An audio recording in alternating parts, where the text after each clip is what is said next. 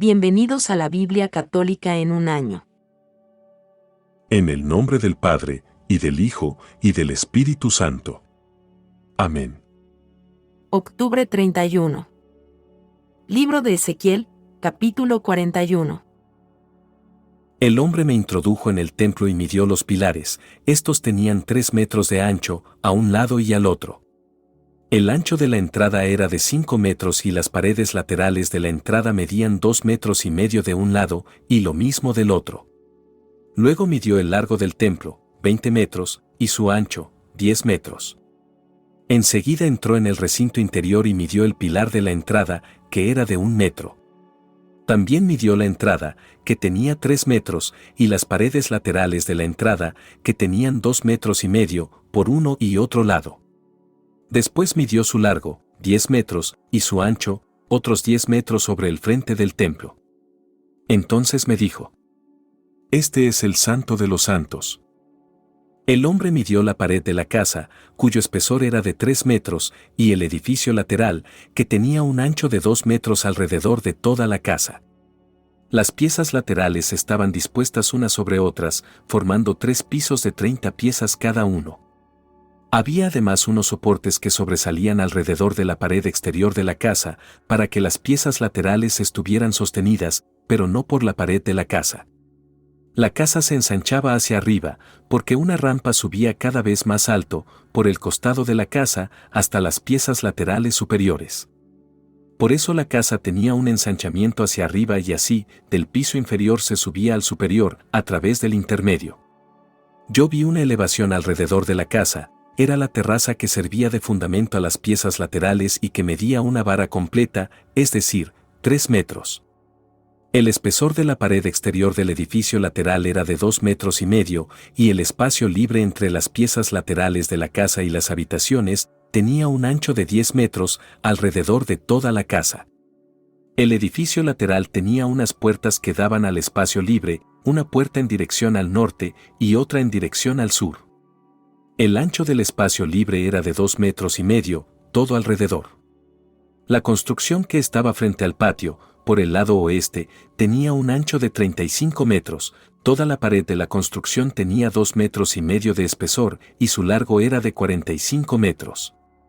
El hombre midió la casa, 50 metros de largo, el patio, la construcción y sus muros, 50 metros de largo, el ancho de la fachada de la casa y del patio hacia el este, 50 metros. Él midió el ancho de la construcción frente al patio, por su parte posterior, y también sus galerías de uno y otro lado, 50 metros. El interior del templo y los vestíbulos del atrio, los umbrales, las ventanas con enrejados y las galerías de los 3 costados, frente al umbral, estaban revestidos de madera por todas partes, desde el suelo hasta las ventanas, y también las ventanas estaban recubiertas. Hasta por encima de la entrada, hasta el interior de la casa y también por fuera, alrededor de toda la pared, en el interior y en el exterior, había figuras grabadas, eran querubines y palmeras, una palmera entre 2 querubines. Cada querubín tenía 2 rostros, un rostro de hombre vuelto hacia la palmera de un lado y un rostro de león vuelto hacia la palmera del otro lado. Estaban grabados en toda la pared de la casa. Los querubines y las palmeras estaban grabados sobre la pared, desde el suelo hasta por encima de la entrada. Los postes de la puerta del templo eran cuadrados, y delante del Santo de los Santos había algo que tenía el aspecto de un altar de madera, de 1 metro y medio de altura, uno de largo y uno de ancho. Sus ángulos, su base y sus paredes eran de madera. El hombre me dijo: Esta es la mesa que está delante del Señor. El templo tenía una puerta doble y también el Santo de los Santos tenía una puerta doble, eran puertas con 2 hojas movibles, 2 para una puerta y 2 para la otra. Sobre la puerta del templo estaban representados querubines y palmeras, iguales a los de las paredes, y sobre la fachada del vestíbulo, por fuera, había un alero de madera. Había ventanas con enrejados y palmeras, de un lado y de otro, sobre las paredes laterales del vestíbulo, las piezas laterales de la casa y los aleros. Libro de Ezequiel, capítulo 42. El hombre me hizo salir hacia el atrio exterior, en dirección al norte, y me llevó hasta las habitaciones que estaban frente al patio y frente a la construcción, hacia el norte. Su largo era de 50 metros por el norte y su ancho de 25 metros. De frente a las puertas del atrio interior y de frente al pavimento del atrio exterior, había unas galerías que corrían paralelamente una en cada uno de los 3 pisos. Delante de las habitaciones había un corredor de 5 metros de ancho hacia el interior y de 50 metros de largo. Sus puertas daban hacia el norte. Las habitaciones superiores eran más estrechas que las inferiores y las intermedias, porque las galerías les quitaban espacio, ya que estaban dispuestas en 3 pisos y no tenían columnas como las columnas del atrio. Por eso eran más estrechas que las habitaciones inferiores y las intermedias a partir del suelo. La pared exterior, que correspondía a las habitaciones en dirección al atrio exterior, tenía un largo de 25 metros sobre el frente de las habitaciones. Porque el largo de las habitaciones que daban al atrio exterior era de 25 metros, mientras que las que daban al frente del templo tenían 50 metros. Más abajo de estas habitaciones había una entrada, situada al este del que entraba por el atrio exterior. A lo ancho del muro del atrio, en dirección al sur, sobre el frente del patio y sobre el frente de la construcción, había unas habitaciones con un pasillo delante de ellas. Su aspecto era el mismo que el de las habitaciones situadas hacia el norte, tenían el mismo largo, el mismo ancho, las mismas salidas, las mismas disposiciones y las mismas entradas.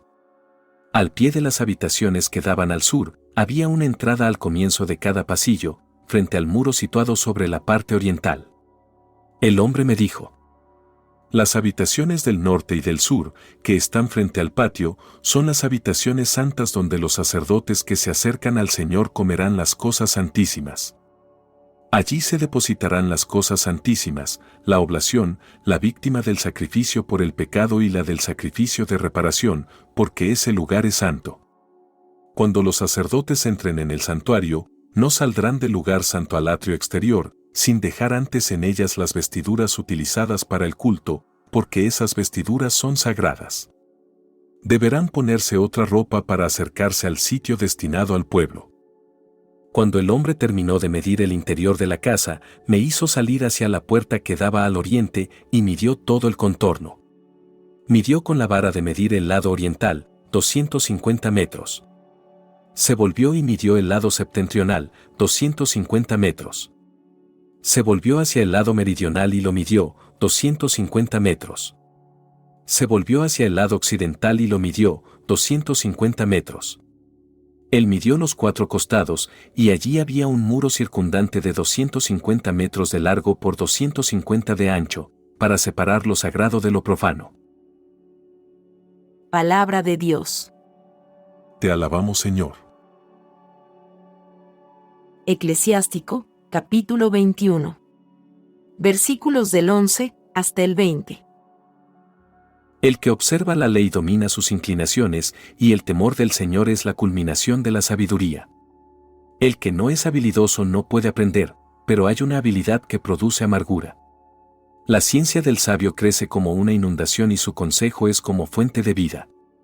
La mente del necio es como un vaso roto, no retiene ningún conocimiento.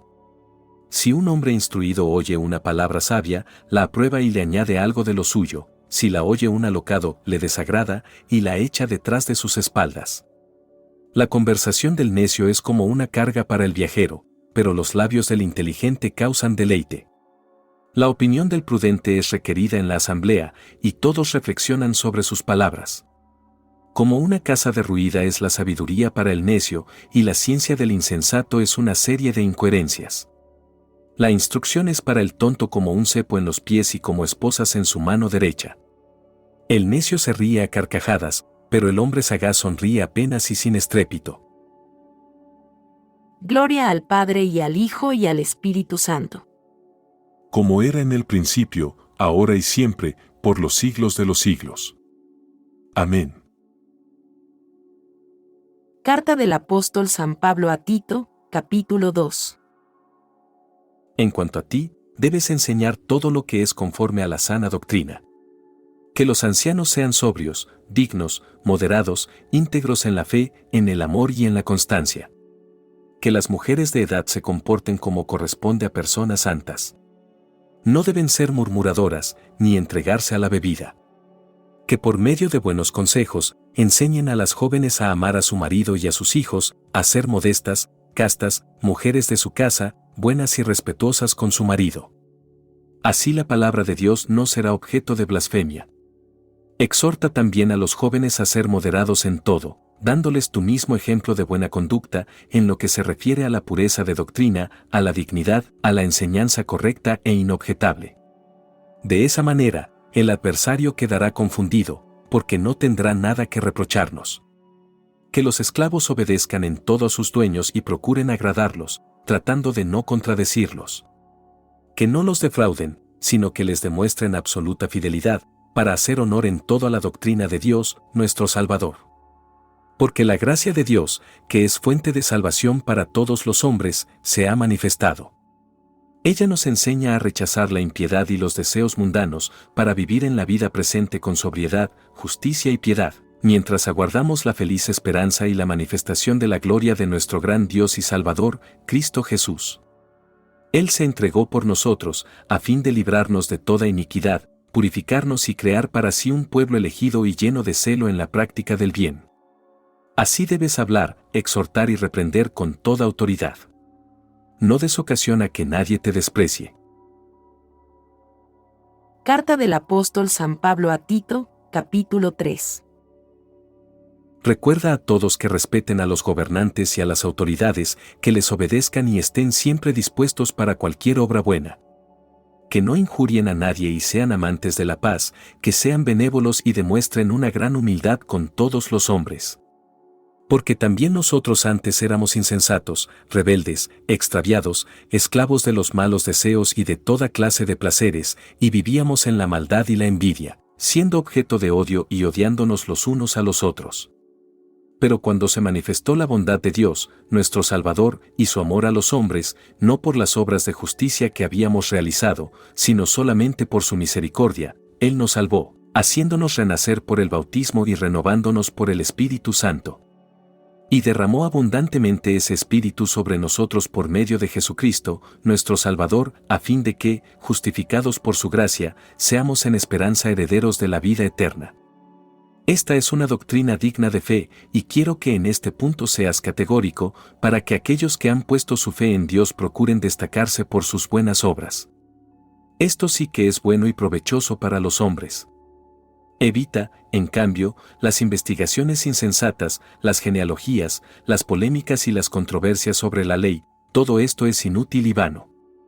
En cuanto a los que crean facciones, después de una primera y segunda advertencia, apártate de ellos, ya sabes que son extraviados y pecadores que se condenan a sí mismos. Cuando te mande a Artemas o a Tíquico, trata de ir a mi encuentro en Nicópolis, porque es allí donde he decidido pasar el invierno. Toma todas las medidas necesarias para el viaje del abogado Zenas y de Apolo, a fin de que no les falte nada. Los nuestros deben aprender a destacarse por sus buenas obras, también en lo que se refiere a las necesidades de este mundo, de esa manera, su vida no será estéril. Recibe el saludo de todos los que están conmigo. Saluda a aquellos que nos aman en la fe. La gracia del Señor esté con todos ustedes. Palabra de Dios. Te alabamos, Señor.